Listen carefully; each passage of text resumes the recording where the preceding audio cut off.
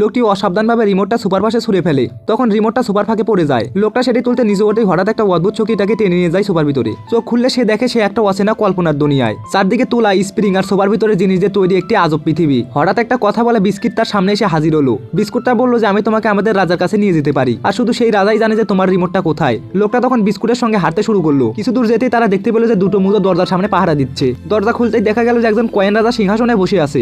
রাজা তখন রেগে গিয়ে বলল যে সব তোমার কারণেই, আমি এতদিন ধরে এই অন্ধকার দুনিয়ায় বন্দী। সে সঙ্গে সঙ্গে মোজাগুলোকে নির্দেশ দিল রিমোটটাকে ধরে আনতে। রিমোট তখন লোকটার কাছে সাহায্য চাইতে লাগলো, কিন্তু হঠাৎ বিস্কুটটাই রিমোটের ব্যাটারির ঢাকনা খুলে ফেলতে গেল। ঠিক তখনই লোকটা চিৎকার করে বলল যে তোমার পিছনে দেখো। বিস্কুটটা তখন পিছনে তাকাতেই লোকটি সুযোগ বুঝে রিমোটটা ছিনিয়ে নিয়ে দৌড় দিল। পিছনে তখন মোজা, বিস্কুট আর কয়েন রাজা তাকে ধাওয়া করতে লাগলো। রাজা নিজে তখন মোজার পিঠে চড়ে তার পিছনে আসতে লাগলো। আর হঠাৎ লোকটা একটা সামনে স্প্রিং দেখতে পেল। সে তখন দৌড়ে গিয়ে স্প্রিং এর উপর লাফ দিল, আর স্প্রিং এর জোরে সে তখন এক ঝাটকায় উপরে উঠে গেল। আর হঠাৎ করে তখন তার ঘুমটা ভেঙে গেল। সে তখন বুঝতে পারলো যে সবই ছিল একটা স্বপ্ন। সে তখন দ্রুত সুপার কুশন তুলে দেখলো ভিতরে পড়ে আছে 1 বছর ধরে ধোয়া হয়নি এমন একটা দুর্গন্ধযুক্ত মোজা, আর তার পাশে পড়ে আছে একটা বিস্কুট।